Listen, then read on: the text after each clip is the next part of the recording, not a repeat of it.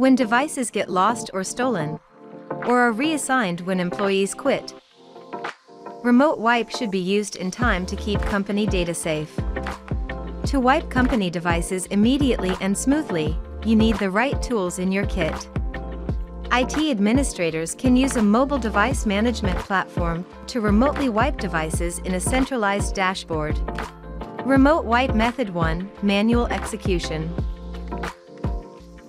First, find the target device in Device List and choose it. Second, click Factory Reset to wipe all data from the device.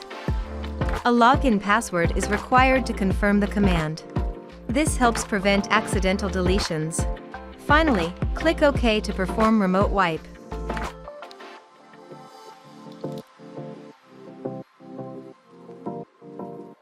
To further enhance data protection, you can utilize the geofencing feature. When a device moves beyond a predefined geographical boundary, the system can automatically perform a factory reset, ensuring data security even if a device is misplaced or stolen. First, click on Geofence Management and then select New Geofence.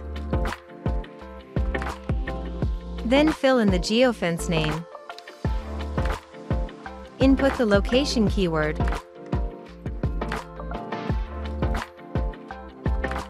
Or the longitude and latitude of the location.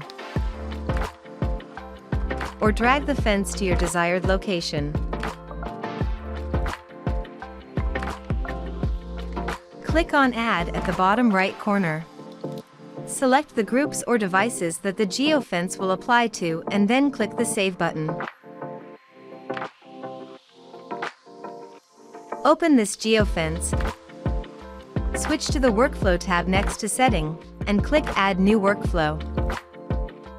Choose the action that will trigger this workflow, either entering or exiting the geofenced area. Select Factory Reset to be triggered. Choose the specific devices or groups within the geofence that this workflow will apply to. Click Save button to apply the changes.